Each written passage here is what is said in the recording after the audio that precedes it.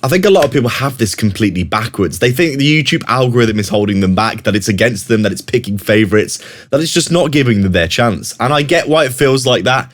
I've thought this myself before. You upload a video you're actually proud of, it gets 30 views, of course. And then you see someone else posting something that looks worse and it blows up to 100,000 views. And you're sat there thinking, how does this make any sense? So your brain fills in the gap with, oh, the algorithm is broken or it's just luck. But here's the thing. The algorithm is not against you. It literally can't be, because it doesn't know who you are. It's not sitting there going, yeah, let's not push this guy because, he looks a bit funny, or, that's not how it works. The algorithm has one job, just one, and that's to keep people on the platform. And that is it.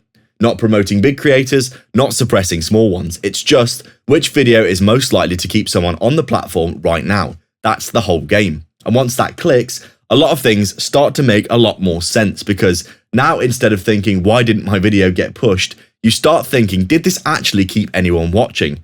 And I know that's not as comforting, but it is way more useful, because now you've got something you can actually control. Let me explain what's probably happening on your channel right now. You upload a video, YouTube shows it to a small group of people, not loads, but just like a little test group. And then it watches what happens. Do people click? Do they stay? Do they watch most of it? Do they go to watch something else after on the platform, or even better, on your channel?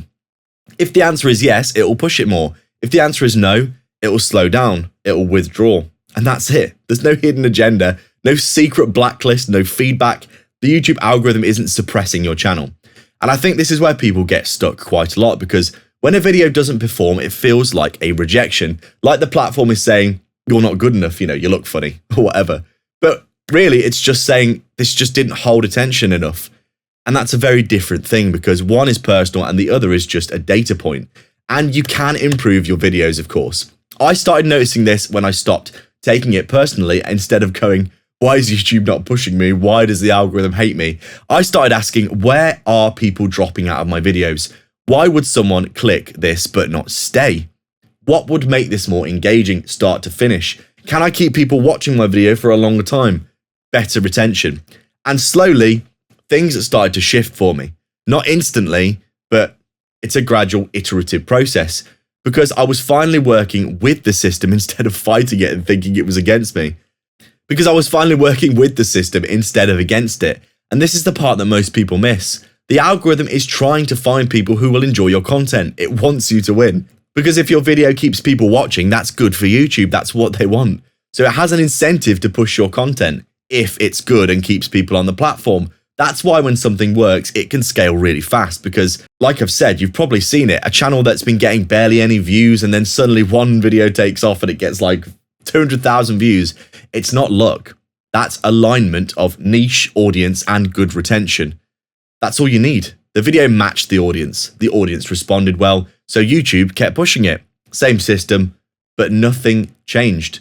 Just the result. And that's why I think this is actually a good thing for you, because it means that small creators can grow. It's not gatekeeping. You don't need 10,000 subscribers to be a big channel. If your video works, it will get pushed. It's as simple as that. The challenge is just figuring out what works actually means. And in 2026, it's pretty clear. It's not just clicks anymore. It's attention and retention specifically. How long people stay, how engaged they are with the platform. And even more than that, what they do after. Do they leave the platform or do they keep watching? Even better, like I said, do they keep watching your channel? This is where the term session time comes in.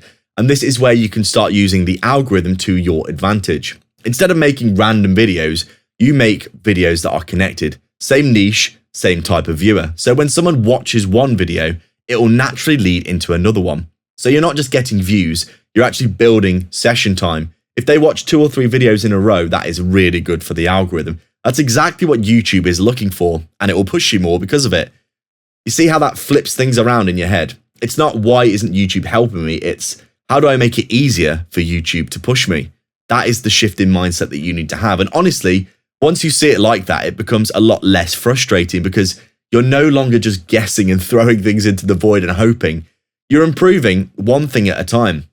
Better hook, clearer idea, clearer niche. Every video is in the same niche. And then you can work on your engagement. More engaging delivery, better retention, stronger hooks. Maybe you've got re-hooks throughout the video that keep people watching.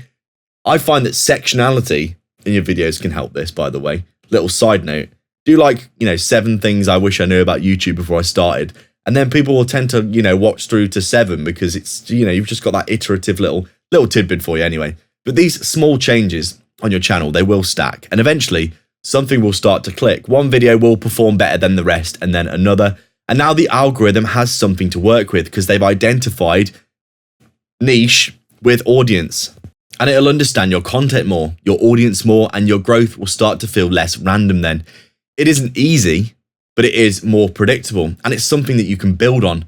And that's the part that most people don't talk about enough. The algorithm isn't something that you beat. It's something that you align with, because at the end of the day, it wants the same thing you do, people watching your videos and enjoying them.